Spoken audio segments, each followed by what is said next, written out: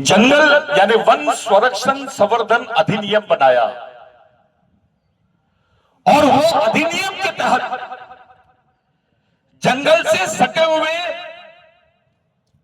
25 kilometre के दायरे में जितने आदिवासी गांव हैं उनको हटाकर उस जमीन को कॉरपोरेट्स को देने का प्रोविजन किया।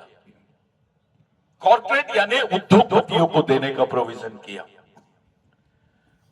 साथों साथ आदिवासी क्षेत्र में पुलिस स्टेशन को हटाकर वहां सीआरपीएफ के कैंप्स स्थापित करने का प्रोविजन उस बिल में किया गया। अगर ये बिल पास हो जाता तो उसको पार्लियामेंट में तो पास कर दिए, अपने गांडू नेता कुछ नहीं बोले, ताली नहीं बजाना कोई। तालियां बजाने का काम किनका है आपको मालूम है? कुछ नहीं बोले और वो पार्लियामेंट में पास हो गया। देश की राष्ट्रपति आदिवासी थी, वो ये जान रही थी कि अगर ये बिल पास हुआ तो देश के 6 करोड़ आदिवासी अपने इतिहास के साथ हमेशा हमेशा के लिए उस जमीन से बेदखल हो जाएंगे। उस बिल पर मैंने समाज के तमाम बड़े बड़े नेताओं को देखा, संगठनों की तरफ देखा, किसी को समझ में नहीं आया कि वो बिल क्या है।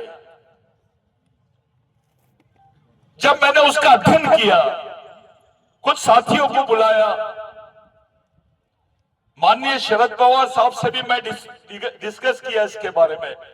उन्होंने बोले यार ये तो पास हो गया है, और पार्लियामेंट का सेशन में विपक्ष नहीं था तब ये पास हो गया। मैंने बोला सर विपक्ष नहीं था, ये पास हो गया ठीक है, लेकिन पास होने के बाद विपक्ष अपनी भूमिका निभा रहा है कैसे?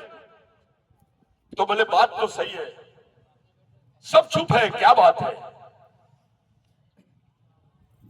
साथियों, अगर वो बिल पास हो जाता तो 6 करोड़ आदिवासियों के पास से उनकी जमीन, जहां पर वो हजारों सालों से रह रहे हैं, वो जमीन छीन ली जाती।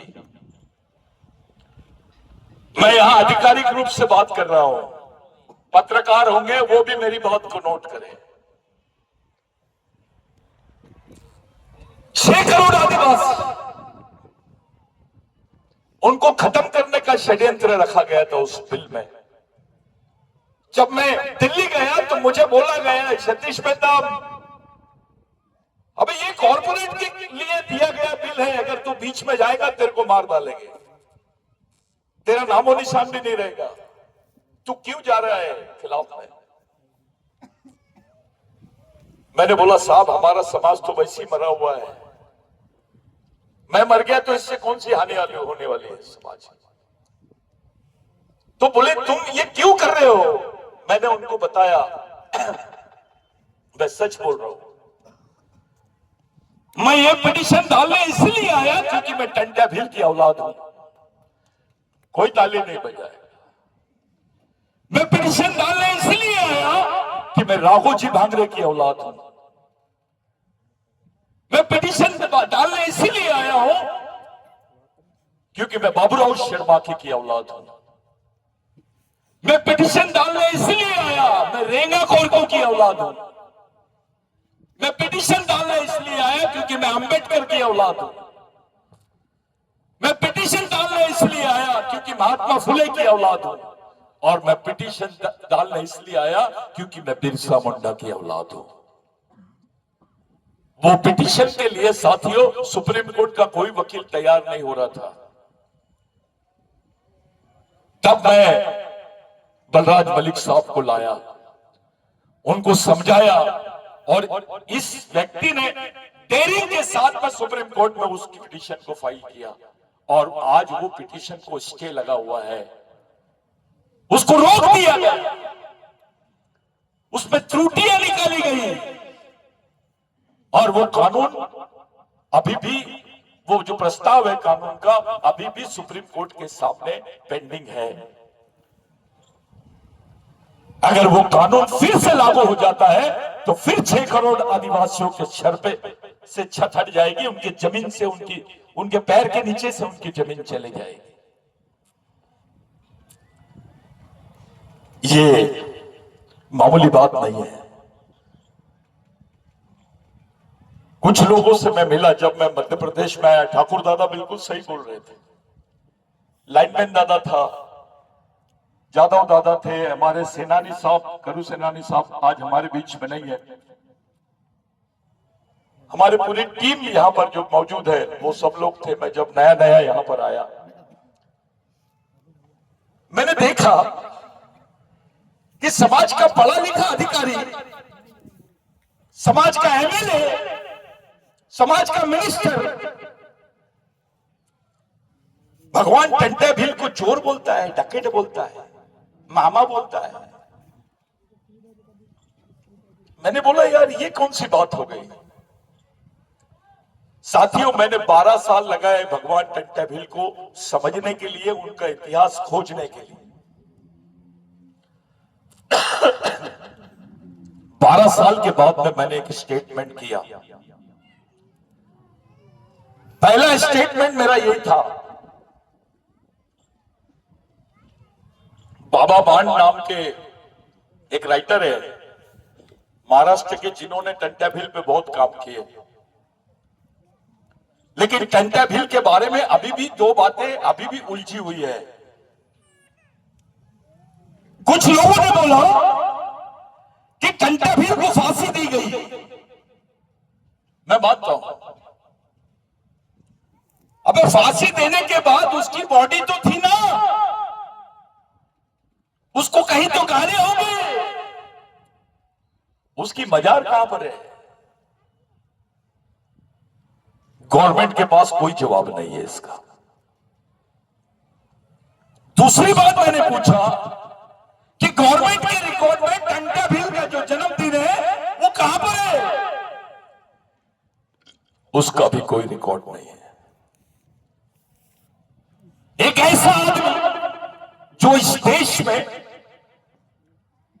मालकियत की बुनियाद रखता है। संविधान ने आपको आदिवासी बनाया, यूएनओ ने आपको इंडिजिनियस पीपल बनाया, लेकिन टंटे भील वो भगवान का नाम है जिसने आपको मालिक बनाया, ओनर बनाया। वही टंटे भील का आधार लिया सुप्रीम कोर्ट ने 2010-2011 में नंदाबाई भील की जजमेंट में। वो भील कम्युनिटी की लेडी जिसको नंगा घुमाया गया महाराष्ट्र में, तमाम यातनाएं दी गई, उसके बाल काटे गए, उसके ऊपर क्रिमिनल ट्राइबल का स्टैंप लगाया गया, गुनहगार लगाया। वो बेचारी हाईकोर्ट भी गई तो वहां उसकी रिजेक्ट होगी पिटीशन। जिन्होंने मारे उन पे केस नहीं, लेकिन वो भी लेकर के उस पे केस लगा दी गई। हमने महाराष्ट्र के बिरसा ब्रिगेड की मार्फत महाराष्ट्र के एमएलए को रूम में बंद कर दिए थे। मैं आधिकारिक तौर पे बोल रहा हूं ये बात। उनको दूसरी भाषा में समझाए, टंटा मामा की भाषा में समझाए, सीधी भाषा में नहीं समझ रहे थे वो। ऑपरेशन टंटा भील करना पड़ा। फिर उनसे साइन लिए और सुप्रीम कोर्ट में वो पिटीशन लगाई गई और सुप्रीम कोर्ट में पूरा मटेरियल बिरसा ब्रिगेड के मार्फत सप्लाई किया गया। और इस देश के 60 साल के इतिहास में ऐसा जजमेंट नहीं आया, पहली बार जजमेंट आया और सर्वोच्च न्यायालय ने माना कि आदिवासी देश का पहला नागरिक है, वो इस देश का मूल मालिक है। ये बिरसा ब्रिगेड की देन है, ये टंटे भील की देन है। जस्टिस काटजू ने भील समुदाय के बारे में तो सोचा, लेकिन टंटे भील की वॉरियर ऑफ इंडिया अमेरिका में पढ़े, जस्टिस काटजू उसके बारे में, ऑस्ट्रेलिया में पढ़े, ब्रिटेन में पढ़े। टंटे भील के किस्से केवल निमाड़ मालवा और महाराष्ट्र में नहीं, दूसरे देशों में भी पढ़ाए जाते हैं। आज भी है, एकेडमिक स्टडी है उसकी, उसके एविडेंस है, उसके प्रूफ है। विश्व के कई देशों में टंटे भील को जाना जाता है। अंग्रेज तो उनके दुश्मन थे। ऐसा कौन सा शख्स है जिसको उन्होंने डायरेक्टली बोल दिया कि भाई अंग्रेजों ने कंटेबिल के बारे में लिखा ब्रिटिश टाइम्स में कि he is a Robin Hood, real Robin Hood. Robin Hood का मतलब क्या होता है? भगवान के समकक्ष। एडवर्ड जॉन नाम का एक अंग्रेजी राइटर था, उसने कंटेबिल को जब लेके जा रहे थे जबलपुर जेल में, तो वो पूरे जेल के हर स्टेशन के ऊपर में लाखों लोग, आदिवासी नहीं गैर आदिवासी भी कंटेबिल के दर्शन के लिए खड़े थे। उस अधिकारी ने लिखा ही इज ए लिविंग गॉड, जिंदा भगवान बोला उसको, जिसको अंग्रेजों ने रॉबिनहुड बोला, जिसको जिंदा भगवान की उपाधि दी गई, वो अचानक डकैत कैसे बन गया? इस पर मैंने विचार किया। उसको चोर कैसे बोला जा रहा है? इसके पीछे का बैकग्राउंड क्या है? साथियों, पहले हम तमाम आदिवासियों को क्रिमिनल ट्राइबल के नाम से जाना जाता था। ये क्रिमिनल ट्राइबल साधारण बात नहीं है। क्रिमिनल ट्राइबल ये बहुत बड़ी बात है। विश्व के किसी भी देश में आदिवासियों के खिलाफ में ये षड्यंत्र नहीं किया गया जो भारत के आदिवासियों के खिलाफ में किया गया। आपका बच्चा पैदा होते से ही गुनाहगार होता था। आपको सरकारी महकमे में कोई नौकरियां नहीं थी। आपको मारने के बाद में 302 दाखिल नहीं होता था। आपका मर्डर भी हो जाए तो 302 दाखिल नहीं होता था। इसके एविडेंसेस है, रिकॉर्ड पर है। इसको हेरिडिटरी एक्ट का नाम दिया गया था। ब्रिटिश एम्पायर में कंटेबिल ने इसका विरोध किया, और ये जो हेरिडिटरी एक्ट है, इसको निरस्त करने का जो आंदोलन कंटेबिल ने चलाया, ये कंटेबिल की सबसे महत्वपूर्ण ये है कि हमको गुनाहगार से एक सामान्य नागरिक बनाने वाले भगवान का नाम है कंटेबिल। अगर वो एक्ट होता तो हमारे आज अधिकारी नहीं दिखते, हमारे डॉक्टर नहीं दिखते, इंजीनियर नहीं दिखते, हमारे मिनिस्टर नहीं दिखते, हमारे विधायक नहीं दिखते। अगर वो एक्ट नहीं होता तो उस एक्ट को खत्म करना अच्छे खां के बस की बात नहीं थी। इस देश में 16,000 आदिवासियों की एक ही दिन में उनको मारा गया, एक ही दिन। और वो 16,000 आदिवासी केवल निमाड़ मालवा के नहीं थे, मध्य प्रांत के थे। वो 16,000 आदिवासियों की मौत के बाद ब्रिटेन में यह बिल पास हुआ कि जो क्रिमिनल ट्राइबल एक्ट है, ये अनलॉफुल कानून है, यानी ये न्याय संगत कानून नहीं है, इसको रद्द किया जाए। तब वहां से आदिवासियों के हिस्से में नौकरी आई, आदिवासी पढ़ सका, आदिवासी डॉक्टर बना, इंजीनियर बना, टीचर बना, कलेक्टर बना, विधायक बना, मंत्री बना। ये बड़ी बात है। अगर वो कानून होता तो संविधान होते हुए भी तुमको अधिकार नहीं मिलता। ये सामाजिक न्याय का सबसे बड़ा कानून था और ये सबसे महत्वपूर्ण विषय था जिसपे गांधी से लेकर नेहरू से लेकर सभी लोगों ने बात की। लेकिन बाद में पहले भगवान कंटेबिल ने उसका विरोध किया। साथियों, यहां पर अहिल्याबाई होलकर का एम्पायर था, यहां पे अहिल्याबाई का राज था।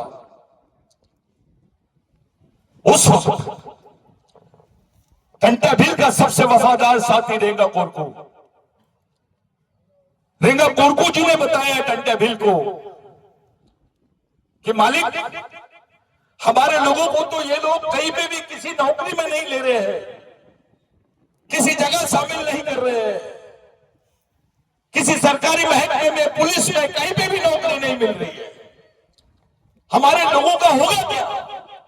अब देखिए उस वक्त कंटेबिल की सोच क्या होगी, थोड़ा सोचिए।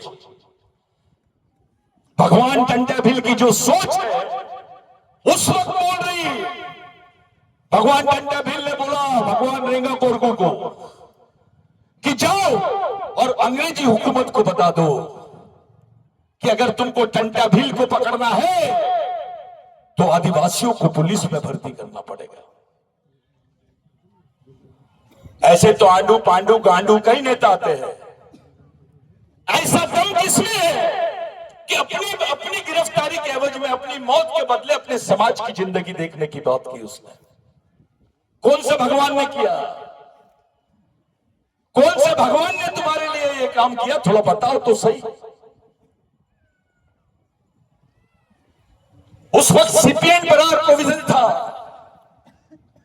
सर, पूरे सेंट्रल इंडिया में regulation of land and provision of land, यानी ये जो जमीन के अधिकार है इस पर बंदी थी।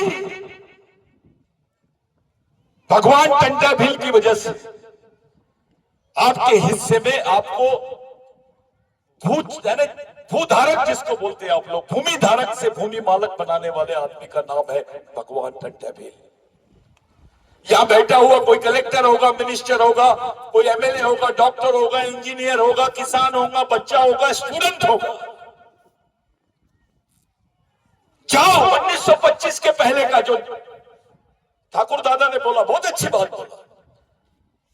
अरे 1925 नहीं, 1885 के पहले में तुम्हारे पास जमीन थी या नहीं थी, इसके प्रूफ निकाल के बताओ। कोई जमीन तुम्हारे नाम से नहीं थी, कोई जमीन नहीं थी। तुम्हारे हाथ में जमीन के पट्टे आए। उस वक्त संविधान नहीं था, उस वक्त अंग्रेजी हुकूमत थी और यहां के राजाओं की मिलीजुली सरकार थी अंग्रेजों के साथ, जिसको प्रो कॉलोनियल गवर्नमेंट बोलते हैं। वो गवर्नमेंट थी और उस गवर्नमेंट में तुम्हारे पास जमीन के अधिकार नहीं थे।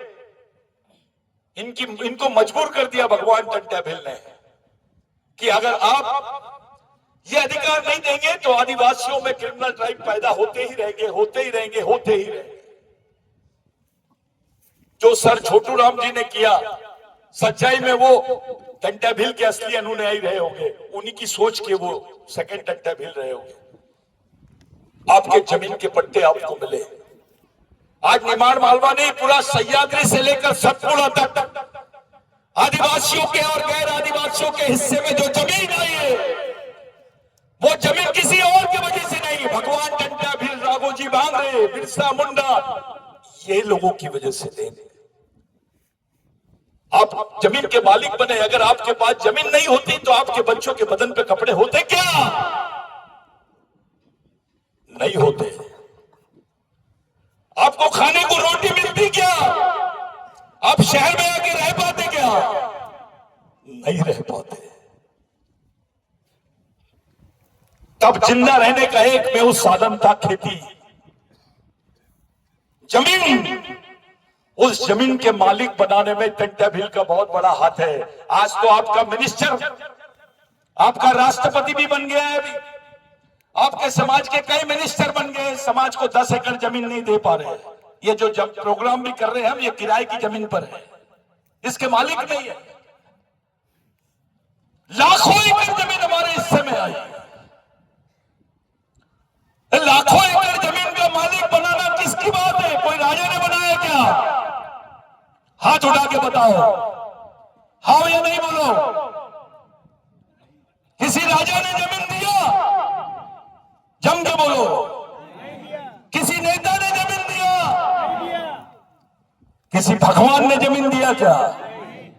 तो जिस आदमी ने तुम्हारे हिस्से में जमीन का मालिक तुमको बनाया, जिसने तुमको जमीन का मालिक घोषित किया, जिसने तुमको इस लायक बनाया कि तुम कुछ उपजा सको, वहां से कुछ खेती कर सको और अपना पेट भर सको, वो भगवान, उस भगवान से भी उसकी तुलना नहीं कर सकते हम। उस भगवान का नाम है टंटा भील। अब एक खास बात बताना चाहता हूं, बुरा नहीं मानना। पहले हमारी मां बहनों को ब्लाउज पहनने पर टैक्स लगता था, टैक्स। सर, पूरे सेंट्रल प्रोविंस में आदिवासी महिलाओं के बदन पे कपड़े नहीं होते थे। अगर वो कपड़े पहनी तो उसको टैक्स देना पड़ता था। यह मनुवादी व्यवस्था थी, राजा आदिवासियों का, लेकिन राज मनुवादियों का। हमारी मां बहनों को टैक्स लगता था। अगर उसने पूरे कपड़े पहन ली तो उसको टैक्स देना पड़ता था, जमींदारों को, यहां के मनुवादियों को। उस लड़ाई को खत्म करने वाले भगवान का नाम है टंट्या भील। आज हमारी मां बहनों के बदन पे कपड़े हैं ना, तो ये टंट्या भील की वजह से है। क्या ऐसा आदमी डकैत हो सकता है जिसको इंडियन रॉबिनहुड नहीं, जिसने इस देश में देश नाम की परिभाषा को खड़ा किया?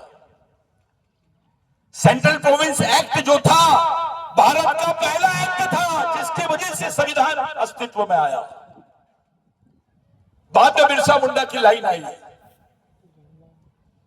साथियों, टंट्या भील को हमारी जरूरत नहीं है। टंट्या भील को हमारी जरूरत नहीं है। ऐसा समाज जिसने उसको गद्दार बोल दिया, ऐसा समाज जिसने उसको डकैत बोल दिया, ऐसा समाज जिसने उसको चोर बोल दिया, वो उसके खून का हो ही नहीं सकता। इतना गद्दार साला खारा टंट्या भील की है और गारा पांडे जी की है।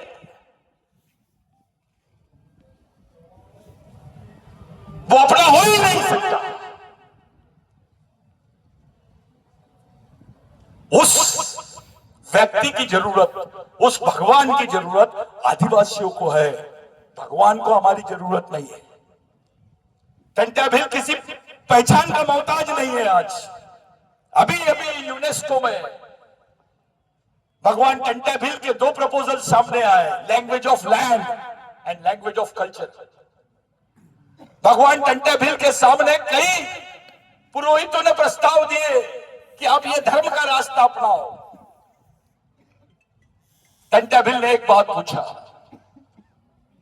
क्या कोई भगवान आपकी सामाजिक लड़ाई लड़ सकता है? तो बोले नहीं। क्या कोई भगवान आपके बीच में सामाजिक परिवर्तन कर सकता है? तो नहीं। तो फिर मुझे भगवान और धर्म ये दोनों की जरूरत नहीं है। मेरे लोग सांस्कृतिक सामाजिक जीवन जिएंगे। हम अपने पूर्वजों को, पेड़ पहाड़ पौधों को मानने वाले लोग हैं, हम उसी रास्ते से चलेंगे। मराठी में पोवाड़े है, पोवाड़े। आप डॉक्टर बाबा साहब यूनिवर्सिटी में रहे सर। डॉक्टर बाबा साहब अंबेडकर की मां भी भगवान टंट्या भील के कुछ बातों को, जो पोवाड़े थे, वो सुनाती थी बाबा साहब को। बाबा साहब खुद बचपन में टंट्या भील बनते थे।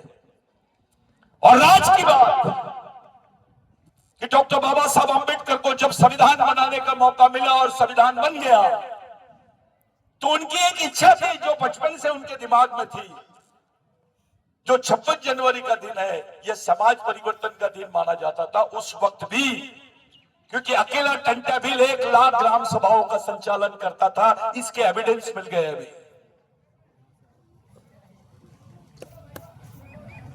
कोई शंकराचार्य नहीं करता था। 1 लाख ग्राम सभाओं का संचालन अकेला टंट्या भील बैठ के करता था, यहीं से, इसी पाताल पानी से। 1 लाख परिवार मामूली बात नहीं है। कोई कम्युनिकेशन नहीं, कोई साधन नहीं, फिर भी इतना बड़ा नेटवर्क। डॉक्टर बाबा साहब अंबेडकर ने 26 जनवरी को ही चुना। यह दिन बहुत महत्वपूर्ण दिन है,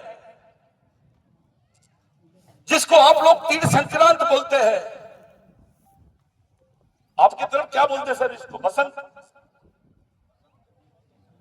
संक्रांत भी बोलते हैं। इस संक्रांत का एक ही त्योहार है इंडिया में जो 14 तारीख को ही होता है। 14 जनवरी को ही होता है, वो है संक्रांत। मेरे को एक दिन बता दो 13 जनवरी को हो गया होगा। एक दिन बता दो 15 जनवरी को हो गया होगा, वो 14 जनवरी को होता है। और 14 जनवरी के 11वें दिन 12वें दिन जिस बच्चे ने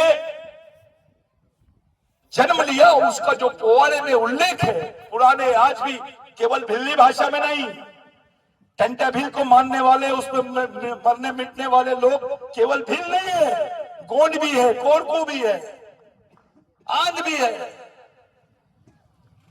पूरा सह्याद्री और सतपुड़ा में टंटा भील का एक में साधन। आज तक के किसी भगवान के ऊपर इतने गाने नहीं बने जो टंटा भील पे बने हैं।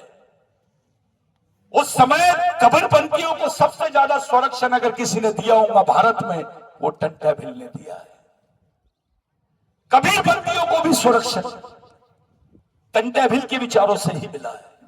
यानी कबीर की विचारधारा को भी संरक्षण देने वाले भगवान का नाम है टंटा भील। साथियों, ये जो 26 जनवरी है, जब इसका बर्थ डेट डिक्लेयर हुआ, बहुत लोगों के पेट में दर्द हो गया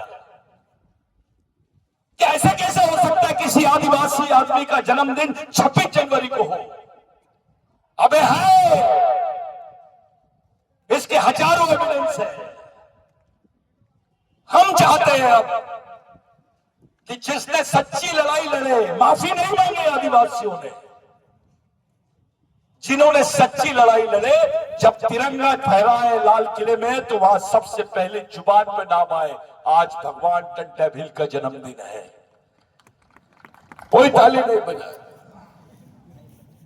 ये जरूरी है। लेकिन आज राष्ट्रपति आदिवासी होने के बावजूद भी नाम नहीं ली। इसका मतलब उन्होंने इतिहास की किताब नहीं पढ़े। प्रधानमंत्री जी ने भी नाम नहीं लिए, मजबूरी में बिरसा मुंडा कर रहे हैं।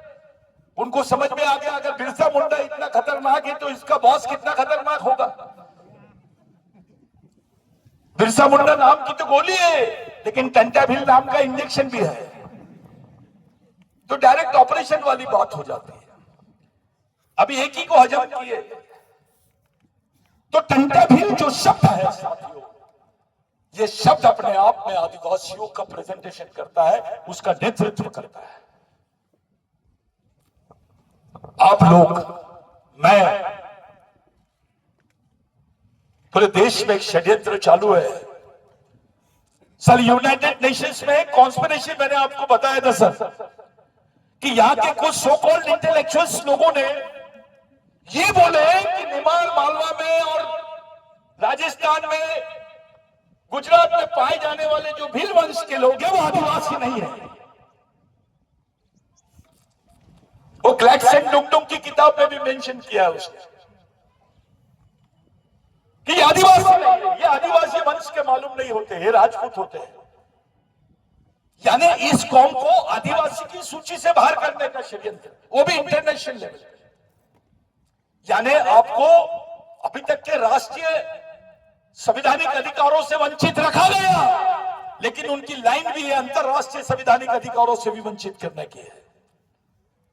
यानी नेशनल राइट्स के साथ साथ इंटरनेशनल राइट्स को भी ये लोग खत्म करना चाहते हैं। लेकिन अपनी किस्मत इतनी ऊंची है कि भगवान टंटा भील को ऑस्ट्रेलिया का आदिवासी जानता है, ब्रिटेन का आदिवासी जानता है, रेड इंडियन अमेरिकन भी बोल रहा है we are having some knowledge about Tantya Bhil. वो ये नहीं बोल रहे कि हमको मोदी के बारे में जानकारी है, वो ये बोल रहे हैं हमको भगवान टंटा भील के बारे में जानकारी है। ये वो नाम है साथियों जिसकी तुलना नहीं की जा सकती, जिसके काम की किसी से तुलना नहीं की जा सकती। दुख इस बात का होता है कि हमारे लोग, हमारे ही आदमी का मत प्रचार, यही मऊ से डॉक्टर बाबा साहब अंबेडकर का जो जन्म स्थान है, इसी मऊ से पूरे विश्व में बाबा साहब की विचारधारा गई। क्या आपको ऐसा नहीं लगता कि भगवान टंटा भील की विचारधारा पूरे विश्व में यहीं से जाना चाहिए? अरे जाएंगे क्या? हमने तो दिमाग को ही लॉक करके रखे हैं, जो दिमाग का कारखाना है, जो विचारों की प्रोसेसिंग है, वही बंद कर दिया। हमने, कोई मिशन नहीं। बच्चा तो किसी भिल का है, बच्चा तो किसी जादव का है, किसी XYZ का है, आदिवासी का है, लेकिन सुनता तिवारी जी की है। बच्चा आपका और उसके दिमाग में सोच तिवारी जी की, कैसा लगेगा? यानी आपने मां बाप होने का फर्ज पूरा नहीं किया, आपने केवल रोटी दे दी उसको। लेकिन मानव होने के नाते सबसे महत्वपूर्ण गुण रहता है इंसान का विचारधारा। जानवरों के अधिकार नहीं होते, जानवरों की कोई विचारधारा नहीं होती, आदमी की विचारधारा होती है।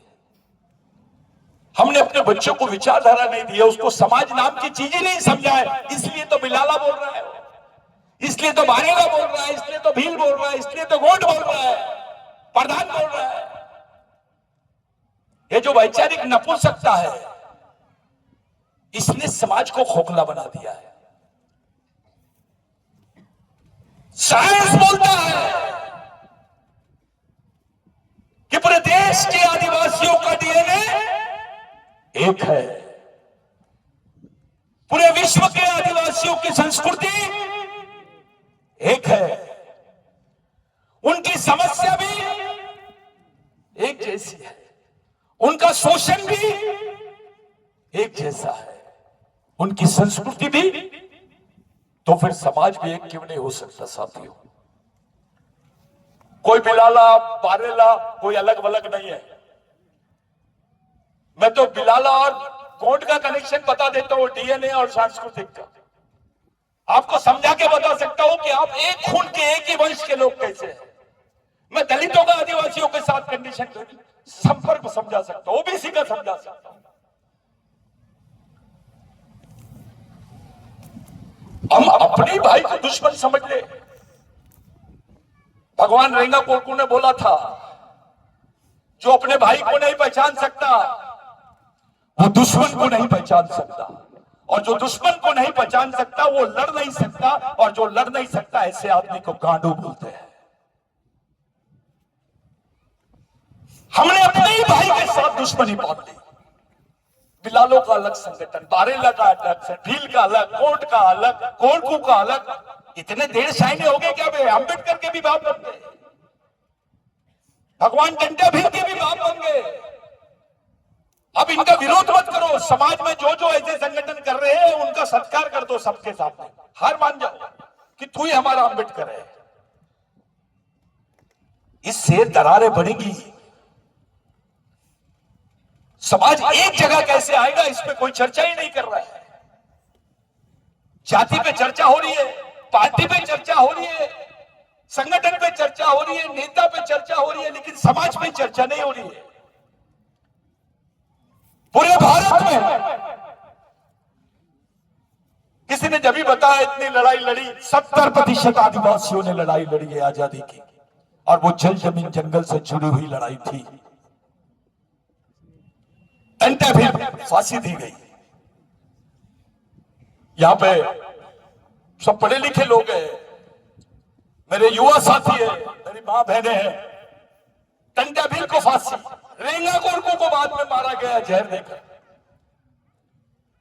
बिरसा मुंडा को फांसी, राघोजी भांगरे को फांसी, बाबूराव शर्मा को फांसी, तिलका मांझी को फांसी, सिद्धू कानू को फांसी, शंकर शाह रघुनाथ शाह को तो तोप में बांध के उड़ा दिए।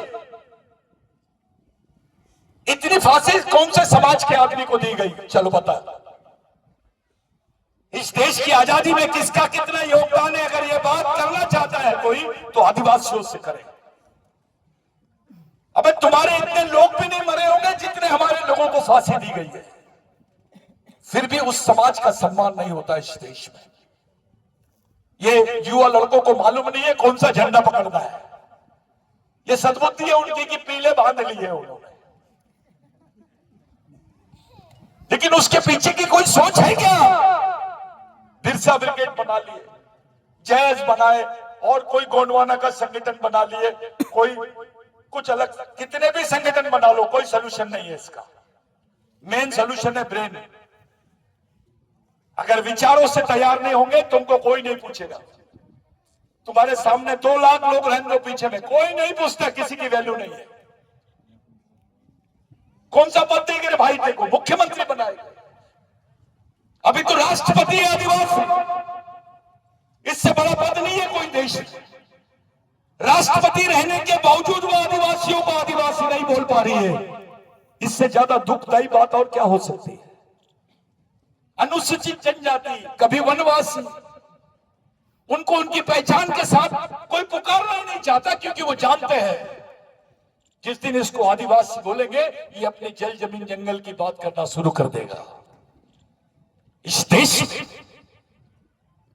ब्राह्मण होना बड़ी बात नहीं है, इस देश में मुसलमान होना बड़ी बात नहीं है, इस देश में हिंदू होना बड़ी बात नहीं है, इस देश में क्रिश्चियन होना बड़ी बात नहीं है, बड़ी बात है आदिवासी होना।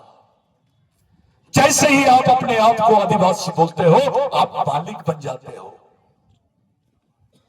जिनको साइन करना नहीं आता था, वो आदमी जज के सामने खड़े होकर बोल रहे हैं, साहब ये हमारे टंट्या मालिक है।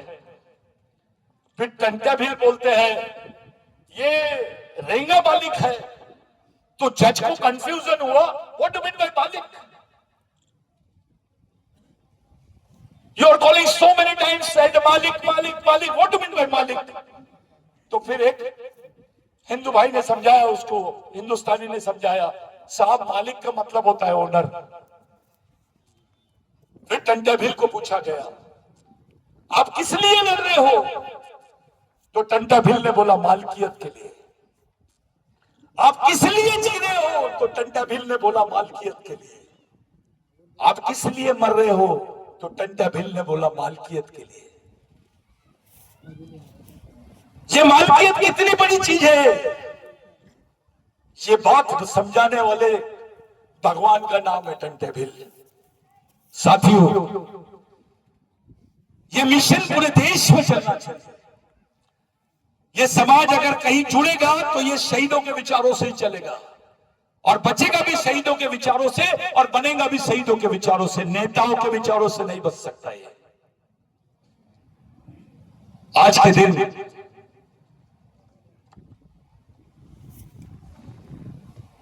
मैंने आपको 2 उदाहरण दिया था। क्या हुआ छत्तीसगढ़ में, क्या हो रहा है गढ़चिरौली में, क्या हो रहा है उड़ीसा में, क्या हो रहा है मणिपुर में। थोड़ा पढ़ो, पेपर पढ़ो, समझ जाएगा तुमको कि आदिवासी एरिया में क्या चल रहा है। अभी यहां मध्य प्रदेश गवर्नमेंट के भी कुछ अच्छे अधिकारी सब लोग हैं। मैं एक न्यूज सुनाता हूं आपको। मैंने पिछली बार टाइम्स ऑफ इंडिया में एक बात पढ़ा था, उसमें लिखा हुआ था कि अकेले मध्य प्रदेश से 50,000 आदिवासी महिलाएं गायब है। कितनी? वो मर गई, जिंदा है, कहां गई, इसकी कोई खोज खबर नहीं है।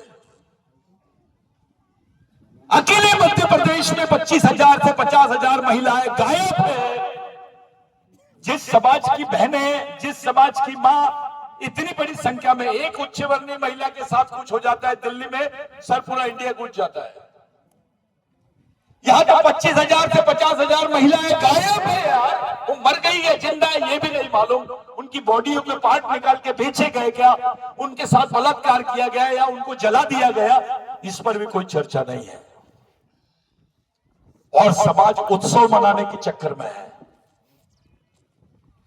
जिस समाज में एक साथ 25 से 50,000 मौतें हो जाती है, वो भी बहनों की, वो समाज सीरियस क्यों नहीं है, गंभीर क्यों नहीं है, वो उस बारे में सोच क्यों नहीं रहा है, ये प्रश्न खड़ा होता है। और अगर वो सोच नहीं रहा है, गंभीर नहीं है, इसका मतलब उसके समाज नाम की जो चीज थी, जो सामाजिक वेदना होती है अपने मन में, जो दुख होता है, दर्द होता है, वो खत्म हो गया। वो एक के प्रति जो भावना होती है सामाजिकता की, वो सामाजिक भावना ही खत्म हो गई। क्योंकि हमारे समाज से सामाजिक विचारों को ही खत्म करने का षड्यंत्र किया गया है। अभी राजनीतिक विचारधारा का कार्यक्रम चालू है, दूसरा तो कुएं में डाल रहे हैं, लेकिन हमारे लोग हमको खाई में डाल रहे हैं।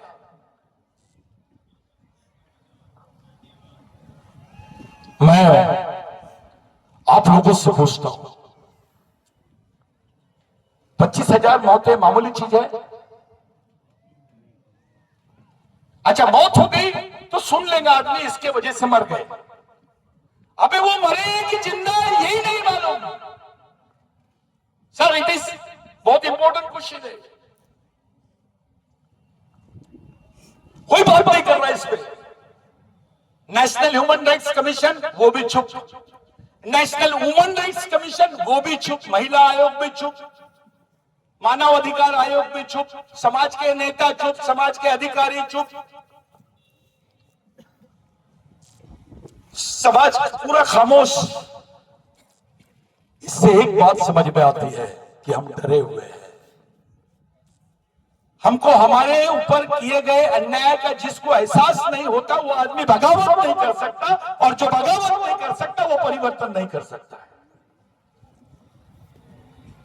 जिस भगवान को आप लोग यहां याद कर रहे हैं साथियों, उस भगवान के बारे में जितना बोला जाए उतना कम है। मैं आपको हर एक आर्टिकल रेक्टिफाई करके बताऊंगा।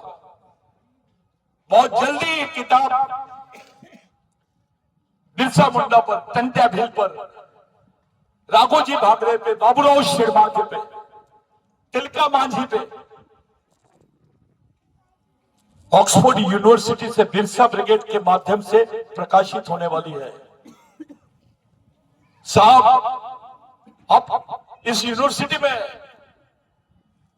मेरा पहला थीसिस है आदिवासियों का अंबेडकर। अंबेडकर के आदिवासी नहीं, आदिवासियों का अंबेडकर।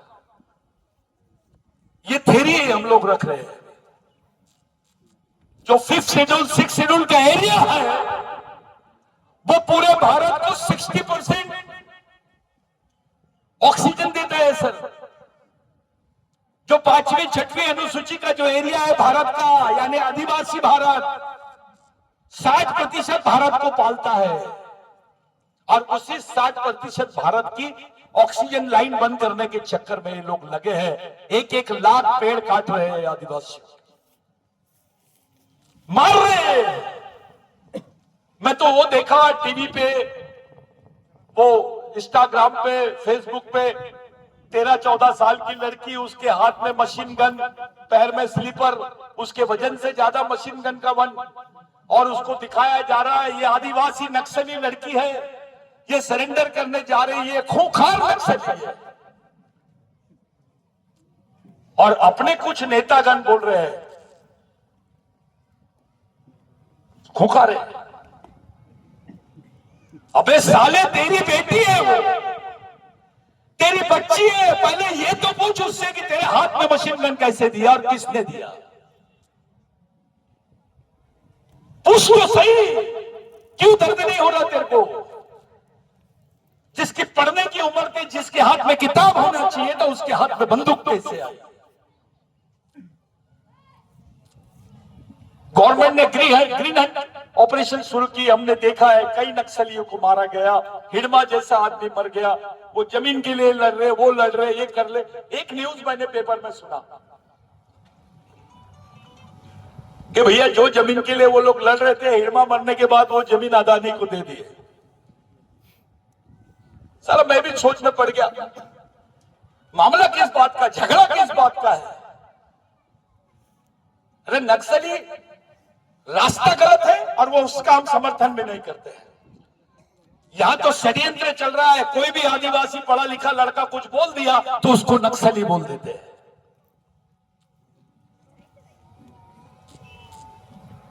आदिवासी, कोई नक्सली हिंदू हो सकता है, मुसलमान हो सकता है, आदिवासी भी हो सकता है, लेकिन पूरा आदिवासी समाज नक्सली है, ये जो समझाने की कोशिश की जा रही है, इसको जो रचा जा रहा है षड्यंत्र, ये सबसे खतरनाक षड्यंत्र है, घिनौना षड्यंत्र है। जिस दिन आपको नक्सली बोल देते हैं, पुलिस को अधिकार हो जाते हैं आपको गोली मारने का, उस पर कोई एफआईआर नहीं। तो भैया क्रिमिनल ट्राइब और नक्सली, ये दो शब्द में क्या फर्क है? पहले क्रिमिनल ट्राइब बोल के मारते, अब आपको जबरन नक्सली बोल के मारेंगे। हम लड़े तो लड़े कैसे? पूरे सुप्रीम कोर्ट में आदिवासी जजेस नहीं है, यहां सुप्रीम कोर्ट की पर्सनालिटी बैठी है।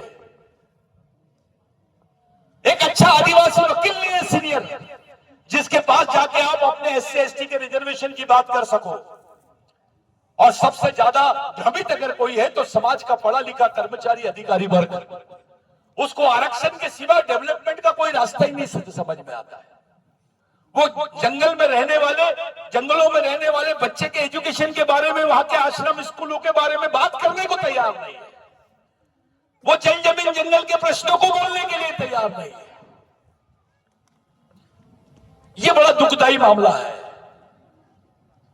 बिरसा मुंडा की थ्योरी है। मैं 5 मिनट और बोल सकता हूं कि नहीं? बिरसा मुंडा की थ्योरी है, जिसको गॉड बोलते हैं। G for guardian, O for owner, D for driver. G for guardian यानी पालक, O फॉर ओनर यानी मालक, और D फॉर ड्राइवर यानी चालक। जो समाज का चालक, पालक और मालक है, वही समाज का भगवान है। और यही है समाज के पढ़े लिखे लोग, कर्मचारी अधिकारी, यही समाज के सच्चे भगवान है। लेकिन हुआ क्या? जो GOD गॉड था वो DOG डॉग हो गया, उल्टा हो गया। पूरी प्रोसेस उल्टी हो गई। जो समाज का, परिवार का हेडमैन था, वो डेडमैन बन गया है। बहुत अच्छा आदमी है, बहुत पढ़ा लिखा आदमी है, अच्छा अधिकारी है, किसी के लेने देने में नहीं रहता है। सवेरे ऑफिस जाता है, शाम को घर में आता है, इतवार को टीवी और बीवी में रहता है। अब ऐसा आदमी जिसका समाज में कोई योगदान नहीं है, ये जिंदा आदमी नहीं है, मरा हुआ आदमी है। फिर वो कलेक्टर क्यों ना हो? समाज जिंदा आदमियों से बनता है, मरे हुए लोगों से नहीं बनता है। हमारे में अगर मजदूर भी है तो वो जिंदा होना चाहिए, उसकी सामाजिक भावना जीवित होनी चाहिए। साथियों, ये एक सामाजिक मिशन है, ये कोई संगठन नहीं है। ये जितने टोपीधारी दिख रहे हैं ये बहुत महान है, ऐसा कुछ नहीं है। जो गमछे वाले दिख रहे हैं वो बहुत महान है, या मैं बोल रहा हूं महान हूं, ऐसा कुछ भी नहीं है। जब तक हमारी सामाजिक सोच, हमारी वैचारिकता और हमारा वैचारिक सिद्धांत, जिसको आइडियोलॉजी बोलते हैं, सोशल आइडियोलॉजी, हम समाज के सामने नहीं रख देते, देश के सामने नहीं रख देते, हम अपना अस्तित्व बचा नहीं पाएंगे। और ये चुनौती है। दुश्मन ने हमको विचारों से ही जीता है, पहले हमको विचारों से जीतना पड़ेगा दुश्मन। सर छोटू राम का जो संघर्ष हमारे मलिक सर बता रहे थे, बुनियादी रूप से वही संघर्ष रहा है। वहां पे आज जो किसान आंदोलन कर रहे हैं, ये इनको मालिक बनाने वाले भगवान का नाम है सर छोटू राम। वो पंजाब प्रांत में काम था उनका, जिससे नेहरू से लेकर गांधी से लेकर सभी प्रभावित थे। और छोटू राम जी संभवतः टंटा भील से प्रभावित होंगे, बिरसा मुंडा से प्रभावित होंगे, इसमें कोई शक नहीं है। सर, आप लोग सामाजिक ध्रुवीकरण की प्रक्रिया को समझो। जिस तरीके से ये लोग हमारे को बांट रहे हैं, उस षड्यंत्र को समझो। अपने सामाजिक प्रयत्न को, अपने सामाजिक ईमानदारी और समझदारी को सामने रखो। यहां बैठा हुआ हर बुजुर्ग कर्मचारी, चाहे रिटायर्ड हो या अभी पोस्ट पर हो, या बाकी सब लोग, आप अपने जिंदा रहते हुए सामाजिक मिशन की नींव रख दो इस समाज में जहां पे हम बैठे हैं। एक अनपढ़ आदमी पूरे देश समाज को जिंदा रख सकता है इतने सालों तक, जो भगवान भी नहीं कर सकता है, तो हम तो उसकी औलाद है। कम से कम अपने प्रयत्नों से हम समाज में एक सामाजिक मिशन तो चला सकते हैं। और यही सामाजिक मिशन की विचारधारा, यानी टंटा भील की विचारधारा, भगवान टंटा भील की विचारधारा, बिरसा मुंडा की विचारधारा, बाबा साहब की विचारधारा, यही विचारों को लेकर हमारे समाज में हमको प्रचार और प्रसार करना है। समाज समझाना है, समाज के आदमी को समाज के आदमी से जोड़ना है। एक समाज जोड़ो अभियान यहां से शुरू होना चाहिए। साथियों, आज के दिन या तमाम संगठनों के साथी लोग हैं, मैं उनको अच्छा कार्यकर्ता मानता हूं। मैं खुद को भी और उनको भी नेता नहीं मानता हूं, क्योंकि भगवान टंट्याभिल की विचारधारा नेता निर्माण नहीं करती, वो सैनिक निर्माण करती है। एक नेता बनाओगे तो 5 साल काम देगा, लेकिन एक कार्यकर्ता बनाओगे, कैडर बनाओगे तो पूरी जिंदगी भर समाज के लिए काम करेगा। आपको टेम्पररी प्रोसेस पे काम करना है या परमानेंट प्रोसेस पे काम करना है, ये निर्णय आपको लेना है। साथियों, हमारी समस्या हम टुकड़े टुकड़े में बटे हैं, संगठन के नाम से बटे हैं, जाति के नाम से बटे हैं, पार्टी के नाम से बचे हैं, व्यक्ति के नाम से बचे हैं, बट गए हैं। ये व्यक्तिवाद, पार्टीवाद, संगठनवाद, पूंजीवाद, ये जब जो सोच है जो समाज को विभक्त करती है, उसका आइसोलेशन करती है, उस सोच को खत्म करना है। केवल समाज और समाजवाद की तरफ जाना है। हमारे लिए, आपके लिए पर्याय क्या है? अब मैं एक सवाल पूछ के जा रहा हूं आपसे, या बहुत सारे अधिकारी हैं, रिजर्वेशन खत्म हो गया है, अभी 0.38% रिजर्वेशन मिल रहा है आपको, क्योंकि सब प्राइवेटाइजेशन हो गया है, आउटसोर्सिंग हो रही है। अभी आईएएस अधिकारी को भी आउटसोर्सिंग से भर्ती कर रही है गवर्नमेंट। रिजर्वेशन खत्म और तुम्हारी जमीन खत्म। अब तुम्हारी जमीन भी छीनने की प्रक्रिया शुरू हो गई है। आरक्षण नहीं रहेगा, संरक्षण नहीं रहेगा, आपके पास जमीन भी नहीं रहेगी, जिंदा कैसे रहोगे आप? इस समाज को जिंदा कैसे रखोगे, उसकी रणनीति क्या है आपके पास? ये किसके भरोसे जिंदा रहेगी आपकी आने वाली पीढ़ी? अरे आपका इतिहास खत्म, आपके अधिकार खत्म करने की कगार पे आ गए हैं। 5वीं अनुसूची, 6वीं अनुसूची अभी कोई नहीं पूछ रहा है, लगातार धज्जियां उड़ा रही है गवर्नमेंट उसकी। आपके सामने जीता जागता उदाहरण है इधर छत्तीसगढ़ का, मध्य प्रदेश, उड़ीसा, झारखंड, आसाम, अरुणाचल, मणिपुर। क्या हो रहा है? साला मणिपुर का एग्जाम्पल तो सेट करके रख दिया हमारे दिमाग में। खुलेआम आदिवासी लड़कियों को नंगा करके लेके गए। देखो, किसी की दुश्मनी भी नहीं तो ऐसा नहीं करते। खुलेआम आदिवासी लड़कियों को नंगा किया गया, उनको सड़क पे घुमाया गया, उनके गुप्त अंगों को खुलेआम छेड़ा गया, सड़क पे चौराहा पे खड़ा किया और उनको बंदूक से मार के उड़ा दिया गया। क्या था इनके दिमाग में? ये क्या दिखाना चाहते थे आपको? प्रधानमंत्री जी बताते, गृह मंत्री जी बताते, हमको कुछ दिनों के बाद पता चला। अरे भाई, पाकिस्तान में कुछ होता तो 2 मिनट में दिल्ली में खबर आ जाती है। मणिपुर में हुआ और आपको 3 दिन बाद पता चल रहा है। पूरे देश ने वीडियो देख लिया उसका, उस पर क्या एक्शन हुई, कुछ हुई, किसी ने कोई एक्शन नहीं लिया। भाइयों, आप कैसे रहते हो, कैसे दिखते हो, कितने पैसे वाले हो, इसका कोई वैल्यू नहीं है। मरेंगे तो सब एक साथ। कुछ लोग पहले मर जाएंगे, कुछ वेटिंग लिस्ट में रहेंगे, प्रतीक्षा सूची में रहेंगे, लेकिन मरेंगे सब। और अगर बचना है तो हमको एक जगह आना पड़ेगा। याद रखो साथियों, ये हमारी अंतिम पीढ़ी द्वारा अंतिम पीढ़ी को बचाने के लिए लड़ी जाने वाली अंतिम लड़ाई है। इसको किसी भी हाल में जीतना पड़ेगा अगर अपनी आने वाली पीढ़ी को जिंदा रखना चाहते हो तो। संगठन बहुत छोटी बात है। हर 10 मिनट में 50-60 संगठन बनते हैं आदिवासी समाज में। आपने कोई 10 संगठन भी बना लिए तो उससे कुछ फर्क नहीं पड़ने वाला है। आपको मिशन की जरूरत है, एक वैचारिक मिशन की जरूरत है। आप लोग इतनी बड़ी संख्या में यहां पर आए, मेरे को बहुत अच्छा लगा। पिछली बार मलिक साहब आए थे, लेट हो गए थे, तो हम लोगों को कुछ 100-200 लोगों से बात करके हम चले गए। लेकिन मलिक साहब भी सेटिस्फाइड है, मैं भी सेटिस्फाइड, आप लोग भी सेटिस्फाइड है। हम लोग आने वाले समय में इसी पाताल पानी से जो कार्यक्रम हम लोगों ने राज्य स्तर का किया है, अगली बार जितने लोग हैं सब लोगों से मेरी विनती है इसको राष्ट्रीय स्तर का कार्यक्रम बनाना है। पूरे देश में सबसे बड़ा तिरंगा, सबसे बड़ा टंटा भील का स्टैच्यू ऑफ यूनिटी से भी बड़ा टंटा भील का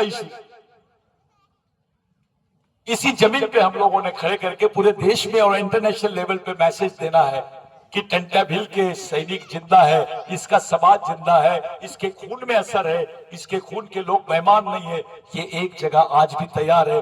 जो लड़ाई टंटा भील ने लड़ी वो पूरा समाज लड़ने के लिए तैयार है। ये मैसेज पूरे देश में देना है हमको। इतनी संख्या है, कल 2 लाख लोग जमा होंगे तो प्रधानमंत्री जी को भगवान टंटा भील का नाम लेने के लिए मजबूरी बन जाएगी। जैसे बिरसा मुंडा जी का नाम लेते हैं वैसे 26 जनवरी के लिए 26 जनवरी के दिन भगवान टंटा भील का नाम होना चाहिए, उनकी जुबान पे आना चाहिए, उनको प्रति सम्मान आना चाहिए। ये देश के वास्तविक भूमालक है। साथियों, आप लोग पूरी ईमानदारी से, पूरी समझदारी से, संगठन का भेदभाव ना करते हुए, जाति का भेदभाव ना करते हुए पूरी ईमानदारी से इस मिशन को चलाएंगे। ये मिशन आपका मेरा नहीं है, ये हमारे पूर्वजों का मिशन है जिन्होंने समाज के लिए अपनी जान निछावर कर दी है। अरे बाबा साहब को पता ही नहीं चलता था, उनके बच्चे मर जाते थे, उनको चिट्ठियां बाद में मिलती थी। टंटा भील अपनी खुद के परिवार के लोगों को पहचान नहीं पाए। 17 साल बाद में, 22 साल बाद में जब उनके सामने उनके परिवार के लोग खड़े थे तो नहीं पहचान पाए। जब उनको फांसी दे रहे थे, ये वाक्य भूल गया था मैं, जब उनको फांसी दे रहे थे तो ह्यूमन ग्रीन नाम के एक अफसर ने उनसे पूछा कि आप मरने के पहले आपकी क्या इच्छा है, आप कौन से भगवान का कौन सा ग्रंथ और क्या करना चाहते हो, देखना चाहते हो, किसका नाम लेना चाहते हो? तो टंटा भील ने बोला, मैंने अपने समाज को भगवान मान के उसकी उपासना की है, मेरे को किसी ग्रंथ की, किसी भगवान की जरूरत नहीं है। मेरे को फांसी देना है तो मेरे समाज के सामने फांसी दो। वो नाना पाटेकर की पिक्चर में डायलॉग बाद में आया, ये तो प्रैक्टिकल करके दिखाया है। वो टंटा भील है। पूरे देश 3 दिन तक के आदिवासी की जुबान से कुछ नहीं निकला। साथियों, हमको इतना डराया गया कि टंटा के बाद उसके गांव में जाके देख लो, उनके गांव में किसी दूसरे आदमी का नाम टंटा नहीं रखा गया। इतनी दहशत में रखे हमको, हमारी पीढ़ी जान ही नहीं पाई कि हमारा भगवान कौन है, किसका आदर्श हमने लेना चाहिए, किसकी विचारधारा से चलना चाहिए, कौन हमारे लिए सब कुछ किया है। आप लोग एक बड़े मिशन के और बड़े अच्छे लक्ष्य के साथ में, पूरी ताजगी के साथ में, पूरे संगठन के साथ में आप लोग यहां पर आए हैं। मैं आप तमाम लोगों से विनती करता हूं, जो उपस्थित है, चाहे वो कहीं से भी हो, किसी भी संगठन कहीं का भी हो, और आप लोग जितनी बड़ी संख्या में आए, जोरदार तालियों से सबका स्वागत होना चाहिए। मैं आपका मन से धन्यवाद देता हूं कि आप लोग सब छोड़ के यहां पर आए। एक हौसला बढ़ गया है यहाँ पे। मैं जानता हूं ऐसे कई लड़के हैं यहाँ पर जिनमें काबिलियत है इस मिशन को खड़ा करने की। सिर्फ एक छोटी सी सोच होना बस, कि अभी नहीं तो कभी नहीं। अगर अभी चुक गए साथियों तो इतिहास के साथ खत्म हो जाएंगे हम। हमारी मां बहनों से भी विनती है, उस शंकर भगवान का उपवास करने के बजाय भगवान टंटा भील के बारे में कहानी बताना शुरू करो। अपने बच्चों के कान में फूंको, उसको ओरिजिनल भगवान बताओ। ओरिजिनल बंदूक दो उसके हाथ में, डुप्लीकेट बंदूक मत दो। दुश्मन के कारखाने से बंदूक खरीद कर दुश्मन के खिलाफ नहीं लड़ सकते। दुश्मन बंदूक तो देगा, गोली अपने पास रख लेगा। फिर उससे अच्छा तो डंडा है। बंद हवाई जहाज से अच्छी चालू साइकिल है। कम से कम चला तो पाओगे। हवाई जहाज है, बंद है, क्या करोगे? क्या के काम आएगा वो? साथियों, कारखाना भी हमारा, सैनिक भी हमारा, बंदूक भी, ब्रेन भी, त्याग भी हमारा, सोच भी हमारी और संघर्ष भी। मामला खत्म। किराए वाला कार्यक्रम नहीं होना, किराए का घर खाली कर, यह कार्यक्रम नहीं होना। खुद की लाइन खड़ी करो और फिर जोड़ो। दलित कहीं नहीं जाएगा, वो आएगा। ओबीसी कहीं नहीं जाएगा, वो आदिवासियों के साथ में आ रहा है। जिस दिन आदिवासी वनवासी हो जाएगा, उस दिन इस देश का अल्पसंख्यक दलित ओबीसी स्वर्गवासी हो जाएगा। क्योंकि इनकी सांस्कृतिक पहचान का आखिरी अवशेष यानी आदिवासी समाज है। दलित को लगता है, ओबीसी को लगता है, भाई आदिवासी को वनवासी बोल रहे, मेरे को थोड़ी बोल रहे। लेकिन उसको मालूम नहीं है निशाना आदिवासियों की तरफ है, मरेगा तू।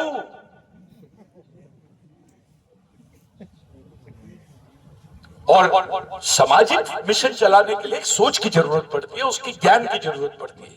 सोशल साइंस, जिसको सोशियोलॉजी बोलते हैं साथियों, लॉजिक, तर्क के साथ। मैं अब थोड़ी देर के लिए समझ लीजिए, आदमी का ऑपरेशन करना है और जानवर के डॉक्टर से कराओगे, मरेगा कि बचेगा? तो समाज का ऑपरेशन है तो डॉक्टर भी सामाजिक होना चाहिए। समस्या सामाजिक है तो इलाज भी सामाजिक होना चाहिए। इसी सोच के साथ आप लोग यहां पर मौजूद हैं। मैं आप लोगों को क्रांतिकारी अभिवादन करता हूं। खास करके मलिक साहब का मैं आपको बताने के लिए मुझे गर्व होता है। मलिक साहब अपने पूरे मिशन के लीगल एडवाइजर है और हमारे को रह के उनका योगदान मिलते रहता है। उन्होंने बहुत बड़ी बात बोली है कि पूरे देश के किसान आंदोलन के लोग इस मिशन को साथ देने के लिए तैयार है। ये बहुत बड़ी बात है।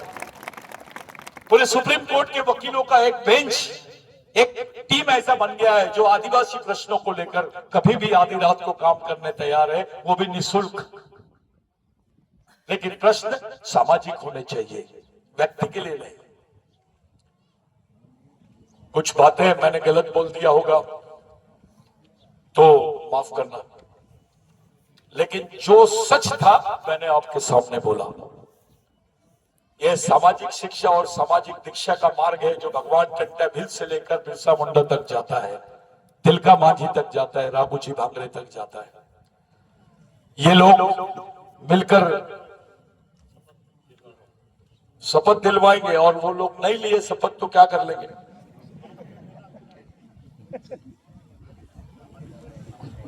सोच बदलने का कारखाना है भाई, सोच बदलने का कारखाना है। लेकिन नियत कैसे बदलोगे? नियत बदलने की कोई ट्रीटमेंट नहीं है।